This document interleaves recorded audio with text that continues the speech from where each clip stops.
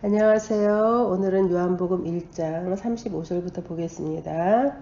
또 이튿날 요한이 자기 제자 중 두 사람과 함께 섰다가 예수께서 거니심을 보고 말하되 보라 하나님의 어린 양이로다. 네, 세례 요한에게 제자들이 있었는데 세례 요한이 제자 둘과 함께 서 있었을 때 예수님께서 거니로 지나가시는 걸 보게 되었습니다. 그래서 세례 요한은 제자들에게 보라 하나님의 어린 양이로다 라고 증언하는 것을 볼 수 있습니다. 37절 두 제자가 그의 말을 듣고 예수를 따르거늘. 이 말을 듣고 두 제자는 요한을 따르던 데서 돌이켜서 주님을 따르게 되는 것이죠. 스승을 바꾼 것이니까 어떻게 보면 참 의리 없다라고 볼 수도 있겠지만 이것이 요한의 가르침의 결과였습니다. 세례 요한이 예수님을 향해서 세상 죄를 지고 가는 어린 양이다 라는 말은 저분이 우리의 구세주다 라는 말이잖아요. 그래서 그 제자들로 하여금 그 분을 따르도록 한 것입니다.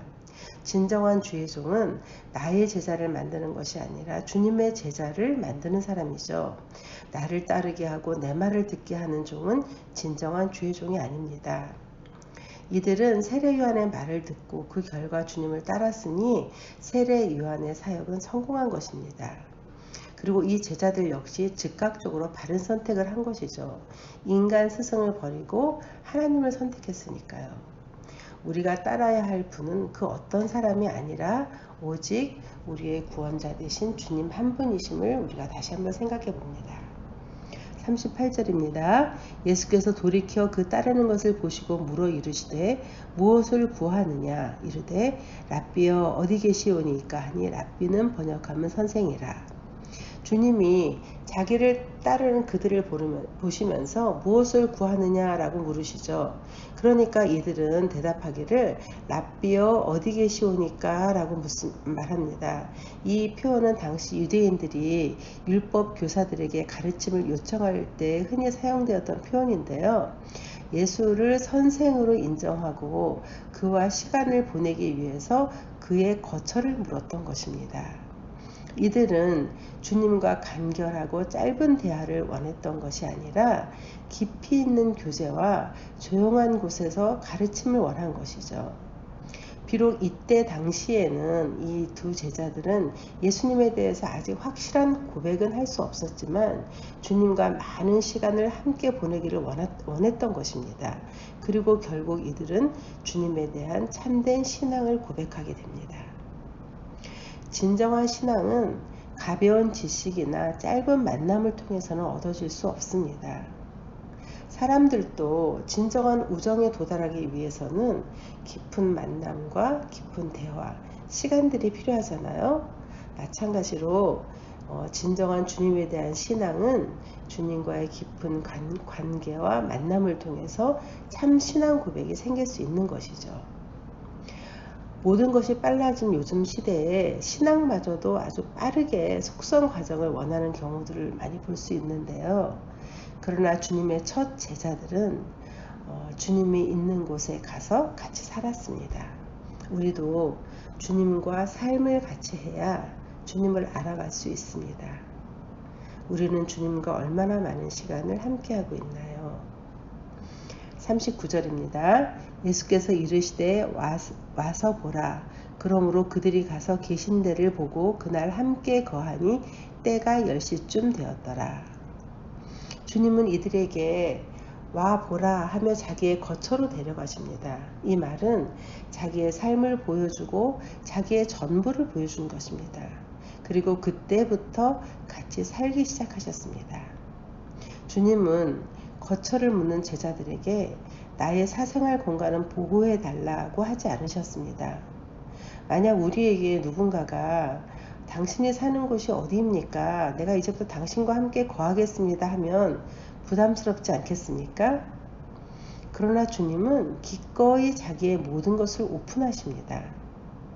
이것이 주님입니다. 주님에게는 거리낌이 없었습니다. 우리가 주님께 가까이 가고자 할 때 주님은 여기까지다 이러지 않으십니다.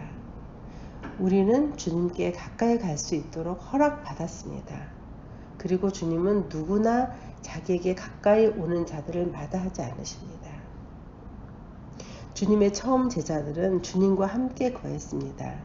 같은 공간에서 같은 시간에 대화를 나누고 음식을 먹었습니다. 그곳은 분명 화려한 곳은 아니었겠지만 제자들은 주님과 세상에서 가장 아름다운 시간을 보냈을 것입니다. 우리에게도 주님의 초청이 있습니다. 요한계시록 3장 20절에 보면 볼지어다 내가 문 밖에 서서 두드리노니 누구든지 내 음성을 듣고 문을 열면 내가 그에게로 들어가 그와 더불어 먹고 그는 나와 더불어 먹으리라. 요한복음 15장 4절에도 내 안에 거하라 나도 너희 안에 거하리라. 주님은 우리와 함께 하기를 원하십니다. 함께 먹고 함께 거하기를 원하십니다. 예수를 믿는 것은 예수님과 함께 사는 것입니다. 주님과 함께 살고 계신가요? 주님과 함께하는 시간과 삶이 세상에서 가장 아름다운 삶입니다.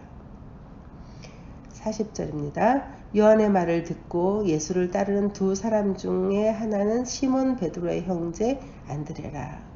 네, 이 두 사람 중 한 사람의 이름이 안드레라고 하는데요.